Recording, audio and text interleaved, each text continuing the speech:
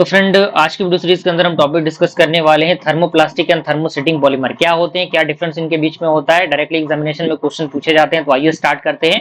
तो आपको प्रॉपर इस तरीके का चार्ट आपको बना लेना है। लेफ्ट साइड में आपको थर्मोप्लास्टिक, राइट में थर्मोसेटिंग। तो कह रहा है कि they are formed either by addition और अ कंडेंसेशन प्रोसेस, यानी ये फॉर्म्ड होते हैं या तो एडिशन या फिर कंडेंसेशन प्रोसेस के द्वारा।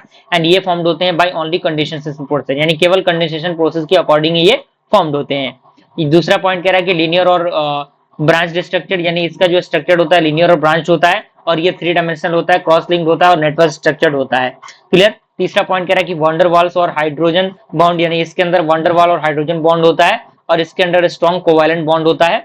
तीसरा चौथा पॉइंट कह रहा है कि often on heating and stiffing on coupling, यानी ये हीटिंग और स्टिफिंग ऑन कपलिंग के अकॉर्डिंग काम करता है।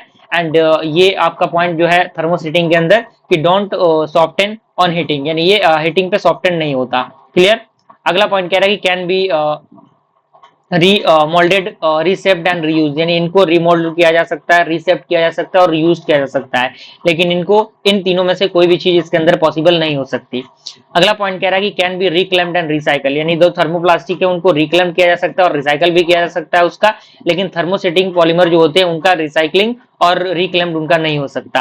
अगला पॉइंट कह रहा है कि ओनली फिजिकल चेंजेस अकर, यानी केवल फिजिकल चेंजेस जो है वो थर्मोप्लास्टिक के अंदर अकर होते हैं, लेकिन परमानेंट चेंजेस जो होते हैं वो थर्मोसेटिंग के अंदर अकर होते हैं। अगला पॉइंट कह रहा है कि दे आर टफ मटेरियल्स, यानी ये जो आपका थर्मोप्लास्टिक होता है वो टफ मटेरियल होता है और जो थर्मो सेटिंग होता है वो ब्रिटल मटेरियल होता है। तो आई होप आपको इनके बीच का डिफरेंस पता लग चुका होगा। मिलते हैं फ्रेंड्स अगले वीडियो में, तब तक के लिए थैंक यू।